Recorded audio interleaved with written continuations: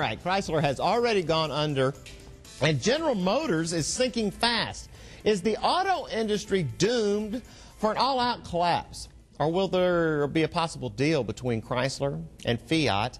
And here to talk about it all, sort it all out, is Erick Wicklund from Town & Country Toyota. Good morning, Erick. How are you? I'm fine, Mark. How are you? Good morning. First thing first, Chrysler going down. What does that mean? Well, actually, if they're going to close 892 facilities, service will be harder to find because they're delivering around 6 million vehicles per year. Holy cow. So 6 million people are going to be looking for service other than the 892 dealers that went out. That'd be the first thing that would come to mind. Second of mine is Chrysler has a 114-day supply of new cars. What does that mean to the average consumer?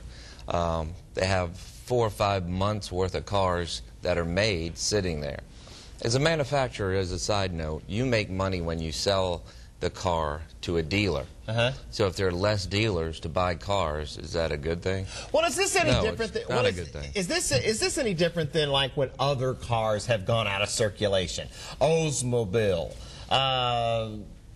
different brands. Plymouth have gone out. So I mean, is this any different? American Motors, that was a good one. Yeah, that was nice. The only thing that makes it different is the scale. Okay. If you have people geared up to make $6 million units of cars, and they go out of business, it affects drastically.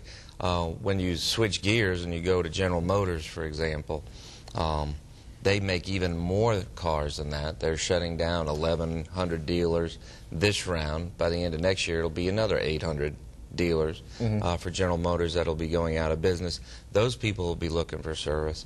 As part of the government bailout, which if you include General Motors Acceptance Corporation, or GMAC, the government owns $32.5 billion worth of General Motors and General Motors Acceptance Corporation. Well, yeah, that's what I wanted to ask you. What does this mean now that the government is starting to step in and take control of GM? I wish I was intelligent enough to answer that. Really?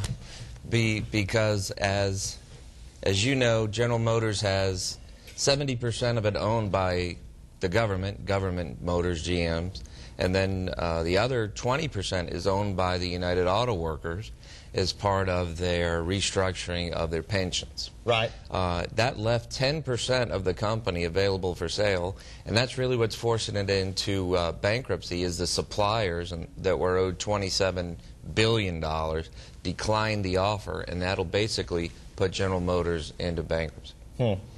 Erick Wicklund, always engaging, always entertaining, always charismatic.